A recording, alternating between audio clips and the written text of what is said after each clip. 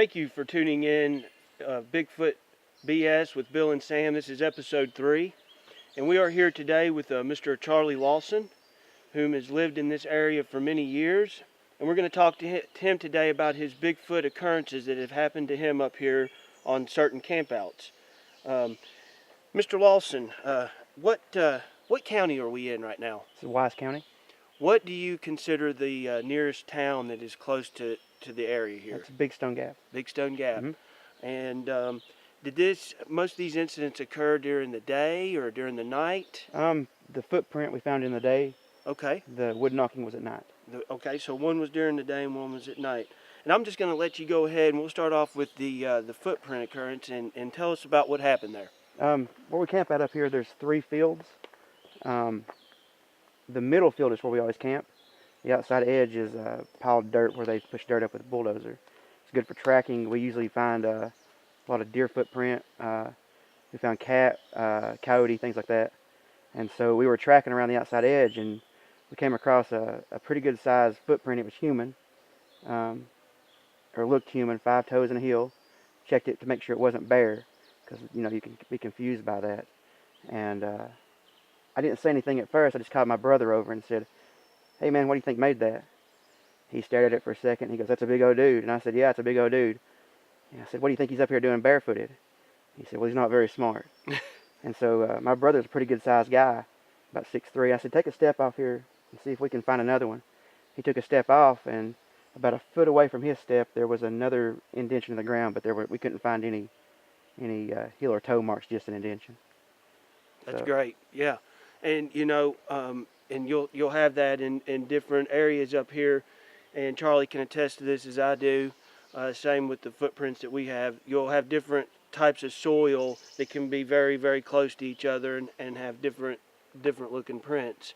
Well, that's great. What year did that happen? It's probably been about 6 years ago, so 2011. 2011? Yeah. And you like to camp up here a lot? We do. Okay, yeah. So that is going to lead us into the second occurrences that happens to them while they're up here. And I'm going to let Charlie go ahead and tell us about that too. So we'd set up the camp for the night, got a good fire going. Actually, when we sleep up, when we camp up here, we use a tarp. We don't use a tent. It's more open. You can put a fire in it if you have to. So we'd set the tarp up, had the fire going really well, went to sleep, was sleeping pretty soundly, and an animal came into the camp. And I hit my little brother. I said, "Hey, hand me the flashlight." He said, "Shut up, I'm asleep." And I said, No, hand me the flashlight. There's something in the camp."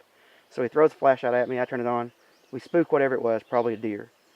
I looked over, the fire was out, and I said, "Hey man, I'm going to get the fire going again. I don't want another animal in the camp."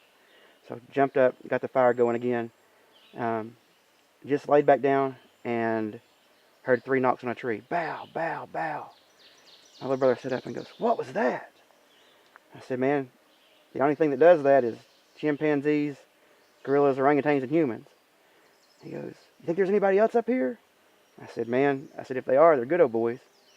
I said, "You see a fire anywhere?" He said, "No." I said, "Well, they ain't good old boys because they're going to have a fire." So we got real quiet and sat there for a second. Bow, bow, bow. We heard it again. And went on for about an hour, and it was probably about 2 in the morning. It tapered off. We went back to sleep. The next day we got up before we broke camp, walked around the outside of the field down an old creek bed and found the trees had actually been hit with the stick. Wow, that's amazing. Yeah, and again, I agree with you. I mean, I know where you're at up here. It's pretty isolated. So the idea of me thinking that somebody else would be up here beating against a tree is pretty not. It's not likely. Yeah. And of course, we're on. This is private land. We are on High Knob, and we are near Big Cherry Lake. So it's we're in the Wise County part of High Knob. But this is it's an isolated area up here as well, and he gets these occurrences as well as we do where we are. And is there anything that you might like to add? Anything else that might have happened to you up here? Have you ever heard any vocalizations up We here? have. Okay. We had went camping one night, and we picked a pretty bad spot to camp in, and it had started getting dark. We couldn't get a fire going. We hadn't eaten dinner yet. And JD said, "We're done." I said, "You're right. We should just leave. There ain't no reason, to stay up here all night."